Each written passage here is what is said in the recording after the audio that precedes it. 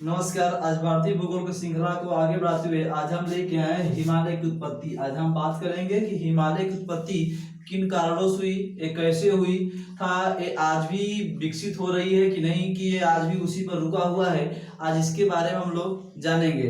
तो हिमालय की उत्पत्ति किन कारणों से हुई, इसके बारे में आज हम लोग जानेंगे। था हिमालय के कितने श्रेणियों में ये बढ़ गया, इसके बारे में भी जानेंगे। तो हम आज मैप के जरिए समझेंगे।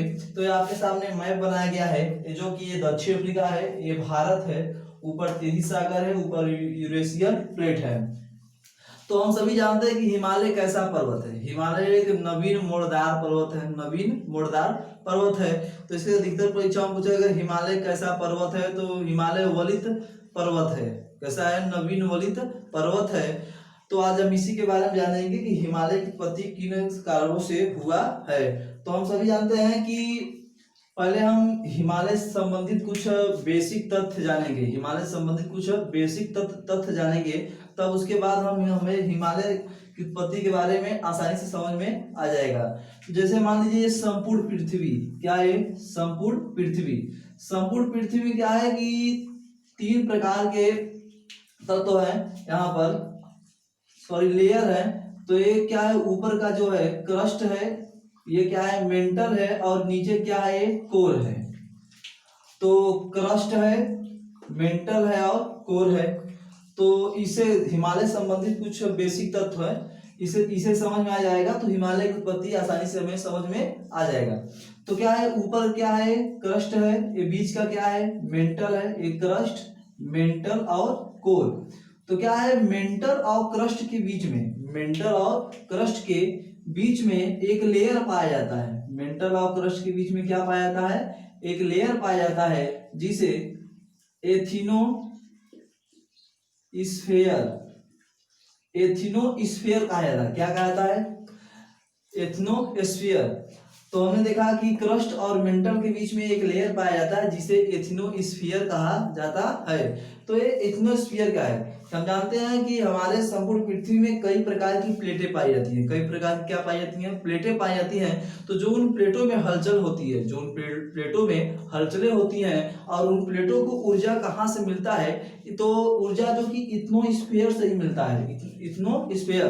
तो इथनोस्फीयर से क्या है कि ज्वालामुखी का जब उद्गार यहीं से होता है, ज्वालामुखी का उद्गार यहीं से होता है। इसे क्या है? लावा है। क्या है? लावा है। तो सभी प्लेटों को इस इथनोस्फीयर यानी लावा के जरिए क्या प्लेटों में क्या मिलती है? ऊर्जा मिलती है। क्या मिलती है? ऊर्जा।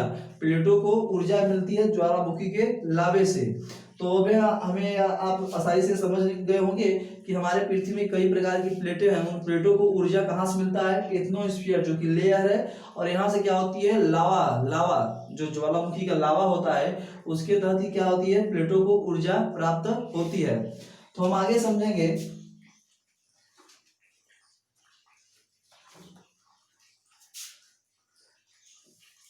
आगे देखेंगे कि जो प्लेटें हैं, प्रमुख 3 प्रकार की प्लेटें पाई जाती हैं। प्रमुख कितने प्रकार की प्लेटें पाई जाती हैं? तो प्रमुख 3 प्रकार की प्लेटें पाई जाती हैं पृथ्वी पर। पहला है महाद्वीपीय प्लेट, दूसरा है महासागरीय प्लेट, और जो तीसरा है वह है महाद्वीपीय व महासागरीय। महाद्वीपीय और महासागरीय। ते क्या है कि प्रमुख 3 प्रकार की प्लेटें पाई जाती हैं। प्रमुख 3 प्रकार की प्लेटें पाई जाती हैं। तो जो ये महाद्वीपीय है, महाद्वीपीय यानी महाद्वीपीय प्लेट, जिसपे महाद्वीप है, जैसे यूरेशिया, यूरोप हो, एशिया हो, ऑस्ट्रेलिया हो, दक्षिण अफ्रीका हो, तो ये सब क्या है? इस महाद्वीपीय प्लेट पर ही स्थित है। उसके बाद महासागरीय क्या है? महासागरीय प्लेट पर स्थित है। महासागरीय पैसिफिक जो है ये महासागरीय प्लेट पर ही स्थित है। उसके बाद महाद्वीपीय और महासागरीय क्या है? महासागरीय ये इंडो ऑस्ट्रेलियन प्लेट पर स्थित है। इंडो ऑस्ट्रेलियन प्लेट पर क्या है? स्थित है। तो क्या होता है कि जो प्लेटें होती हैं वो एक दूसरे के नजदीक आती हैं और एक दूसरे से दूर भागती हैं। जो प्लेटें होती हैं क्या होती है? जैसे 2 प्लेटें हैं, एक दूसरे क्या होती है? नजदीक भी आती हैं और एक दूसरे से क्या होती है, दूर भी भागती है, और कभी क्या होती है, एक दूसरे के ऊपर क्या होती है, चढ़ जाती है, ऊपर चढ़ जाती है। तो आज हम उन्हीं के बारे में जानेंगे। तो चलिए शुरुआत करते हैं। तो हमने देखा कि प्रमुख 3 प्रकार की प्लेटें होती है, महाद्वीपीय, महासागरीय और महाद्वीपीय व महासागरीय। तो हम देखेंगे कि प्लेटें से मान लीजिए कि ये 2 प्लेटें हैं, ये 2 क्या हैं, प्लेटें हैं। यह 2 प्लेटें आपस में क्या हो रही है, टकरा, ऐसा लग रहा है कि टकरा रही हैं। 2 प्लेटें आपस में क्या है, नजदीक आ रही हैं। तो जब 2 प्लेटें आपस में नजदीक आती है, जैसे मान लीजिए कि ये 2 प्लेटें हैं, इसके बीच में कोई पदार्थ रख दिया जाए, तो 2 प्लेटों में जब यहाँ पे क्या होगा, दबाव पड़ेगा, तो जो पदार्थ होगा ऊपर की ओर उठेगा। क्या होगा, ऊपर की ओर उठेगा।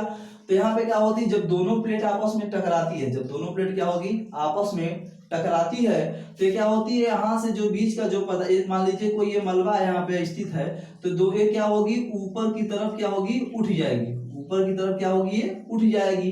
जब दोनों प्लेट आपस में टकराएगी तो क्या होगी, जो यहाँ पर जो अवसाद जमा होगा तो क्या होगी, ऊपर की ओर उठ जाएगी।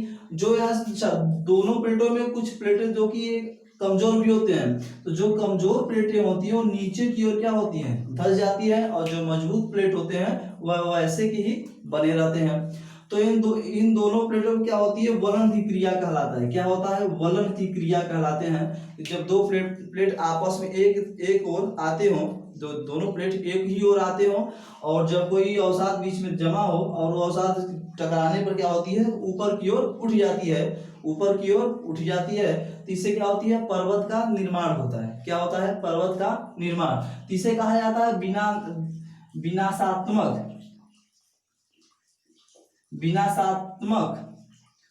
प्लेट किनारा।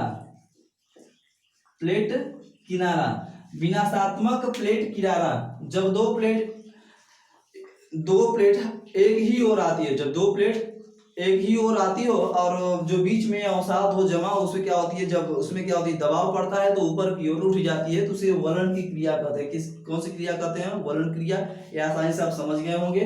और दूसरा क्या है, दूसरा ये है, जैसे मान लीजिए ये 2 प्लेटें हैं, 2 प्लेटें एक दूसरे के विपरीत जा रही हैं, एक दूसरे के क्या है, विपरीत जा रही हैं, एक दूसरे की ओर आ रही थे, विनाशात्मक प्लेट किनारा। तो इसे वलन की क्रिया कहते हैं, जिससे पर्वत का निर्माण होता है। और जब 2 प्लेटें एक दूसरे के विपरीत जा रही हैं, जब 2 प्लेटें एक दूसरे क्या हो रही है, विपरीत जा रही हैं, तो विपरीत जाने पर क्या होगी, यहाँ पर क्या होगी, दरारें हो जाएगी। तो इसे भ्रंश कहते हैं। क्या कहते हैं, भ्रंश की क्रिया कहते हैं। जब 2 प्लेटें क्या होती है, ऐसे मान लीजिए कि ये 2 आपस में क्या है, 2 प्लेट है आपस में क्या होगी, जब दोनों प्लेट एक दूसरे के विपरीत जाएंगी, तो जो बीच में अवसाद होगा वो क्या होगा, वो धीरे धीरे भ्रंश, मतलब की गहराई होता है, उसमें दरारें पड़ जाएंगी। तो वही बात है कि भ्रंश की एक क्या कहलाता है, भ्रंश क्रिया कहलाती है। जब 2 प्लेट एक दूसरे के विपरीत जाएंगी तो उसमें क्या होगी, भ्रंश यानी गहराई, गड्ढा टाइप हो जाएगा, तो उसे क्या कहते हैं, भ्रंश की क्रिया। ऐसे तो विनाशात्मक क्रिया, इसकी वलन का होता है क्रिया, उसे एक होती है भ्रंश, इसे कहते हैं संरचनात्मक।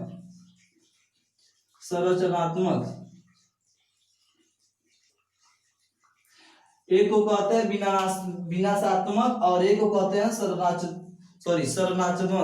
संरचनात्मक क्रिया कहते हैं। और दूसरा क्या होता है, संक्षेपित क्रिया नहीं है कि जब 2 प्लेट एक दूसरे के ऊपर क्या हो जाए, चढ़ जाए। जब 2 प्लेट एक दूसरे क्या हो जाए, ऊपर चढ़ जाए, तो उसे क्या कहते हैं, संक्षेपित क्रिया कहते हैं। पहले को विनाशात्मक क्रिया, दूसरे को संरचनात्मक क्रिया कहा जाता है। तो आपको ये आसानी से समझ में आ गया होगा। तो हम आगे बात करेंगे,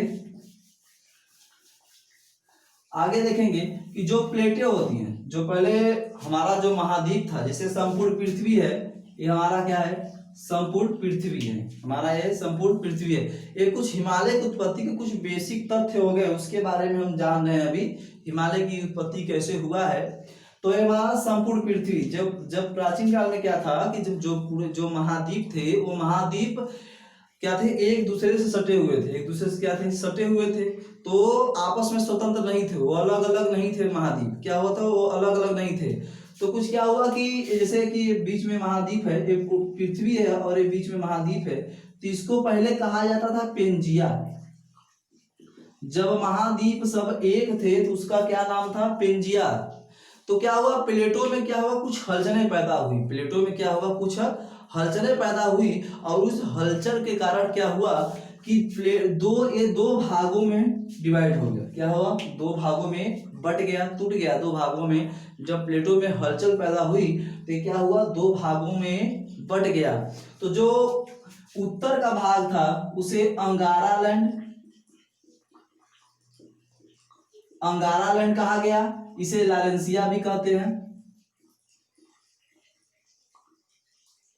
और जो नीचे का भाग था उसे गोंडवाना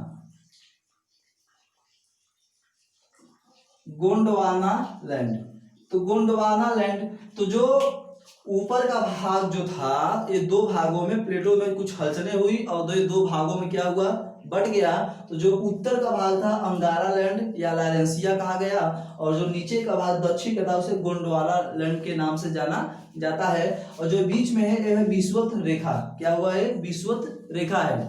तो क्या होता है कि आपस में जब ये दो एक थे तो एक से क्या हुए, दो भागों में, अब दो से क्या हुए, चार भागों में। जैसे हम जानते हैं अभी कि उत्तरी अमेरिका, दक्षिण अमेरिका, यूरोप, ऑस्ट्रेलिया, दक्षिण अफ्रीका, एशिया, ये सब क्या हुआ, अब अलग अलग महाद्वीप है। अब क्या है, अलग अलग महाद्वीप है। तो यहाँ पे एक बात आती है कि हिंद महासागर की उत्पत्ति कैसे हुई, हिंद महासागर की उत्पत्ति कैसे हुई।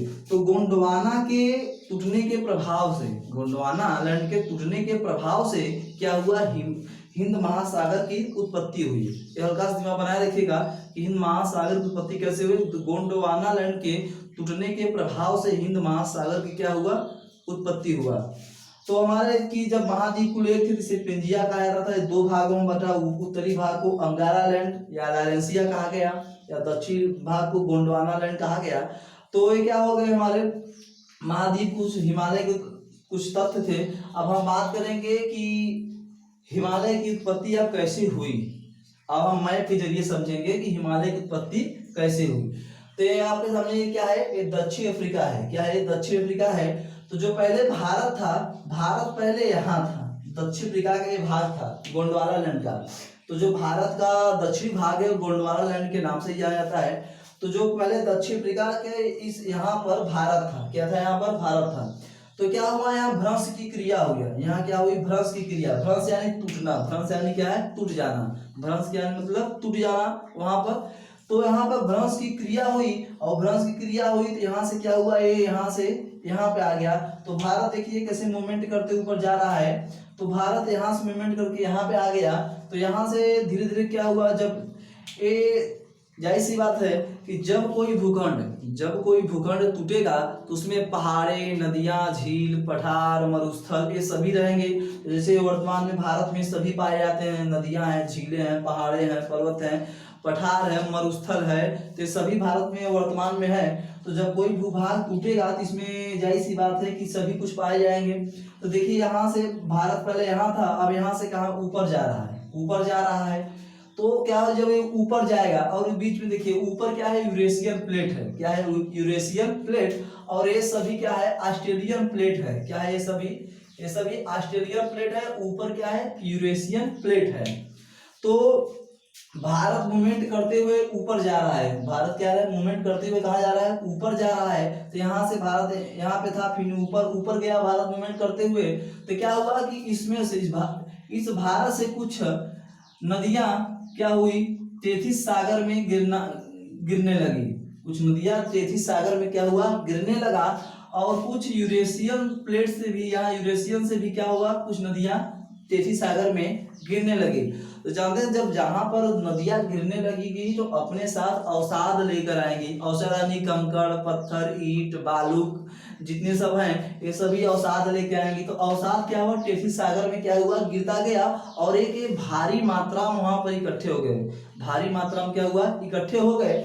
तो जब इकट्ठे हो गए तो भारत धीरे धीरे क्या हुआ, ऊपर की ओर मूवमेंट करता गया। ऊपर की ओर क्या करता गया, मूवमेंट करता गया। और जब ऊपर की ओर मूवमेंट करता गया तो ये क्या हुआ, यूरेशियन प्लेट से क्या हुआ, भारत जाकर टकरा गया। क्या हुआ, भारत जाकर टकरा गया। जैसे मान लीजिए कि यहाँ पे देख रहे हैं, ये यूरेशियन प्लेट है और ये क्या है, ये भारत है। तो जब ये भारत यूरेशियन प्लेट से टकराएगा तो ये बीच का जो जगह है ये क्या होगी, संकुचित होगी। क्या होगी, संकुचित होगी। जैसे मान लीजिए ये भारत है और ये क्या यूरेशियन प्लेट है, तो ये जब दोनों पास आने लगेगी तो जो बीच का जो है कि टेथिस सागर है तो ये क्या होने लगेगी, संकुचित होने लगेगी। जब संकुचित होने लगी तो जो उसमें जमे अवसाद हैं वो क्या होंगे, ऊपर की ओर उठना शुरू हो जाएंगे, ऊपर की ओर उठना शुरू हो जाएंगी। जाहिर सी बात है कि जब ये ऑस्ट्रेलियन प्लेट और यूरेशियन प्लेट जब आपस में टकराने, जब पास जाने लगी तो ये क्या हुआ, टेथिस सागर में जो जमे अवसाद थे वो क्या होने लगे, ऊपर की ओर उठने लगे। तो जब ये दोनों टकरा गए, आपस में जाकर टकरा गए तो हिमालय की उत्पत्ति हुई। क्या हुआ, हिमालय की उत्पत्ति हुई। इतना तो आपको समझ में आ गया कि यूरेशियन ऑस्ट्रेलियन प्लेट और यूरेशियन प्लेट के टकराने से क्या हुआ, हिमालय की उत्पत्ति हुई। तो जहां पर पहले वर्तमान में जहां पर हिमालय है वहां पहले क्या था, टेथिस सागर है। जैसे क्वेश्चन पूछा जाता है कि वर्तमान में जहां पर हिमालय है वहां पहले कौन सा सागर था, तो वहां पे टेथिस सागर था। तो टेथिस सागर यहाँ से लेकर प्रशांत महासागर से लेकर यहाँ तक पूरे मतलब भूमध्य सागर तक क्या था, इसे यहाँ तक फैला हुआ था। तो जब आपस में क्या हुआ, टकरा गई तो वहां पर क्या हुआ, हिमालय की उत्पत्ति हुई। तो जब ये दोनों टकराने लगी, मान लीजिए कि भारत यहाँ पे आ गया, मान लीजिए भारत यहाँ पे आ गया और ये यूरेशियन प्लेट से क्या हुआ, टकरा गई। तो जब दोनों आपस में टकरा गई, तो जब दोनों आपस में क्या हुई, टकरा गई, तो कुछ दरारें बाकी होंगी, कुछ दरारें होंगी, फिर से नदियां गिरती होंगी उसमें से, फिर अवसाद जमते होंगे, तो फिर से वो क्या हुआ, टकराई होगी, तो फिर से ऊपर उठा होगा अवसाद। तो क्या हुआ, एक क्या है, ट्रांस हिमालय। तो जो ट्रांस हिमालय है ये हिमालय से पहले स्थित था। ट्रांस हिमालय जो कि हिमालय का श्रेणी है, ट्रांस हिमालय हिमालय से पहले स्थित था। तो हिमालय तीन भागों में, तीन श्रेणी में बांटा गया। हिमालय क्या है, तीन श्रेणियों में बढ़ गया। तो ट्रांस हिमालय हिमालय से पहले से स्थित था। उसके बाद क्या है कि जब ये दोनों आपस में टकराई तो किसका निर्माण हुआ, बृहद हिमालय का निर्माण हुआ। क्या हुआ, बृहद हिमालय का निर्माण हुआ। उसके बाद जब टकराई, बृहद हिमालय का निर्माण हुआ, तो फिर क्या हुआ, जब टकराने के बाद कुछ दरारें बाकी होंगी, तो फिर से नदियां गिरती होंगी उसमें से, और कुछ फिर अवसाद उठे होंगे, तो फिर क्या होगी, भारत फिर मूवमेंट करते हुए फिर उसमें टकराई होगी। तो उसमें क्या होगी, मध्य हिमालय का फिर निर्माण हुआ। किस हिमालय का, मध्य हिमालय का निर्माण हुआ। ऐसे टकराई, फिर शिवालिक हिमालय